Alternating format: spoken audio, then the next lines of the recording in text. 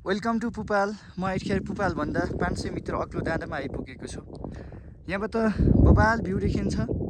यहाँबाट देखिने सबै भ्यूहरू मैले हजुरहरूलाई देखाउन कोसिस गर्नेछु। म लगभग पुपाल बस्ती भन्दा पाल्टाङ्गेर बस्ने ठाउँ भन्दा 500 मिटर अग्लो ठाउँमा आइपुगेको छु।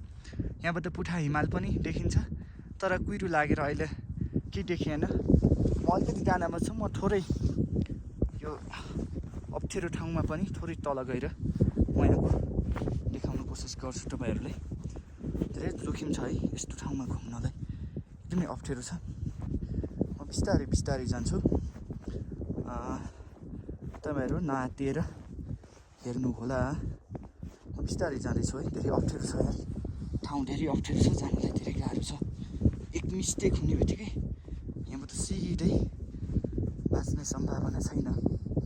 म यस्तो अप्ठ्यारो ठाउँमा आएर भिडियो बनाउन आएको छु है। हेर्नुहुने सबैजनाले माया गरिदिनु होला। म धेरै अप्ठ्यारो ठाउँमा छु, यही भिडियो बनाउनुको लागि आएको म चाहिँ। यहाँबाट तल चाहिँ यस्तो देखिन्छ। यहाँबाट म थोरै जुम गरेर देखाउँछु पुपाललाई। पुपालको बस्ती यहाँ छ। म धेरै अग्लो ठाउँमा आइपुगेको छु। यहाँबाट म थोरै अझै तलसम्म जान्छु। ठाउँ छ भने, बाटो छ भने जान्छु, बाटो छैन भने फर्किन्छु होला। धेरै अप्ठ्यारो छ है साथीहरू। यस्तो अप्ठ्यारो ठाउँमा आइपुगेको छु यतिखेर। धेरै अप्ठ्यारो छ है, धेरै डर लाग्दो छ। एक मिस्टेक हुने बित्तिकै मान्छे बाँच्ने सम्भावना छैन। मैले यस्तो ज्यानलाई जोखिममा राखिराखी भिडियोहरू बनाएको छु है। भिडियो हेर्नुहुने सबैजनाले कमेन्ट गरिदिनु होला। कसले कहाँबाट हेर्दै हुनुहुन्छ, ताकि मलाई थाहा हुनेछ। धेरै अप्ठ्यारो छ है, बाटो छैन, एकदमै अप्ठ्यारो छ। म यहाँबाट थोरै तल झर्छु। म त उता जानलाई त्यति सम्भावना देखिएन। थोरै तल झर्छु अनि त्यहाँबाट थोरै माथि चढ्नेछु। धेरै अप्ठ्यारो छ है, हिउँ परेको छ।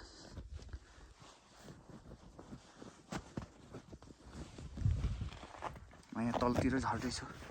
यस्तो अप्ठ्यारो ठाउँमा आइपुगेको छ म यतिखेर।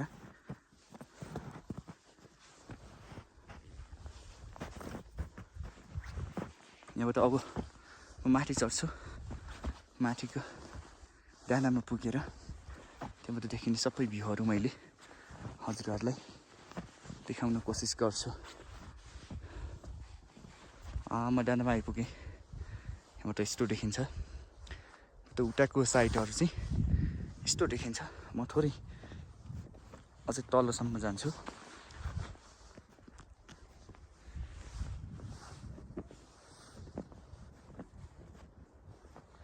यहाँको तलतिर यस्तो देखिन्छ। ठाउँ चाहिँ बबाल छ है, रमाइलो छ। तर यस ठाउँहरूको मजा लिन त्यति सजिलो छैन। म जुम गरेर देखाउँछु। यहाँ तलतिर यस्तो देखिन्छ। यहाँबाट पुरै यस्तो देखिन्छ भ्यू चाहिँ। त्यहाँबाट यस्तो छ। यहाँबाट जौलाको सिमाना पनि देखिँदो रहेछ। म थोरै जुम गरेर देखाउँछु। यो चाहिँ जौलाको सिमाना हो। रुकुम र डोल्पाको सिमाना, त्यसको नाम चाहिँ जङ्ला हो। यहाँबाट चाहिँ पुरै यस्तो छ।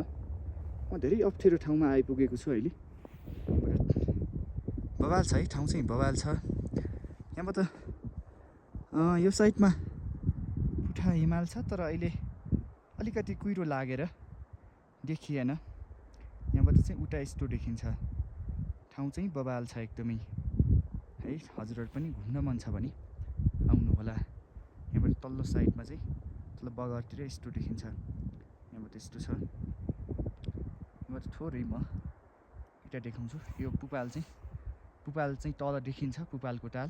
म त्यहाँभन्दा लगभग 500 मिटर अग्लो डाँडामा आइपुगेको छु यतिखेर। यहाँबाट यस्तो देखिन्छ। हामीले फोन गर्न जाने डाँडा पनि त्यही हो। यहाँबाट ठ्याक्कै देखिँदो रहेछ। भिडियो हेर्नुहुने सबैजनालाई धेरै धेरै धन्यवाद। सक्दो सेयर अनि कमेन्ट अनि लाइक गरिदिनु होला। Thank you so much. नमस्ते।